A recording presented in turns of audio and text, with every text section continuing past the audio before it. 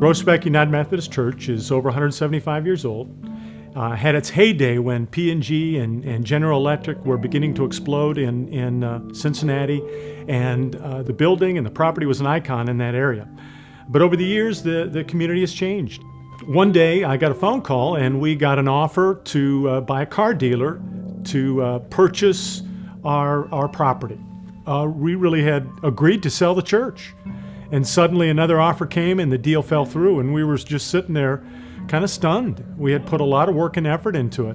When we were considering the sale of the church, one of the things that we did was we were encouraged to form a vision team. We met with high school principals and middle school principals and folks at the YMCA, and I remember the meeting with the assistant principal and just was asking him, what does this community need? What would make a difference? And he said, if these students had somewhere to go after school and could spend time with some people who cared about them, it could change the climate of this whole building. At 3 o'clock in the afternoon, a lot of the folks that I had volunteering with youth ministry, 98% of them, were at work. Who's gonna run this? Who's gonna be the servants to do this? 40 to 50 retirees step up to the plate and say, we think God is calling us to do this. We'll be here. One of the things I'll never forget as someone who does ministry with young people is sitting in one of our classrooms with 60 retirees talking about safe sanctuaries and how to talk to teenagers. Many of them said to me as we left, we are scared to death. Some of the guys, they put out big grills and hot dogs, and we were all filled with fear. We wondered if kids would even come. And that first day, we had about 30 students that actually came onto campus and let us show them around. And then the next Thursday came, and I think 40 kids showed up on Thursday. And by the height of the fall that first year, we had a day with over 100 students on campus.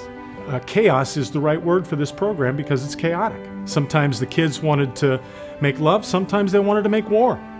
And we had to navigate through this, our good old normal church people, but we did. They check in, they get their snacks, they check in with the computer lab and play video games and hang out at the booth there, and it's become kind of the hub of everything that we do. I just loved it. I like for real, I feel welcome when I walk through the door. They're willing and open to prayer, and it's really open. Everyone's friends with each other. I like it a lot. The internet is useful, and they give you time to work on school homework. We're heading to Minot, North Dakota this summer, and we're taking about 55 church folks, and out of that 55, we're taking some of our after-school chaos kids. And they're going to have the opportunity to go on a mission trip to serve, and they're excited about it. And people are recognizing us.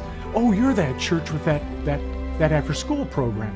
So the possibilities for us are kind of endless. I think what we did was we got on the end of that diving board and we dove in, and we had no idea how cold the water would be, but it's turned out that God has just worked miracles, and it's an exciting time to be at Groesbeck United Methodist Church.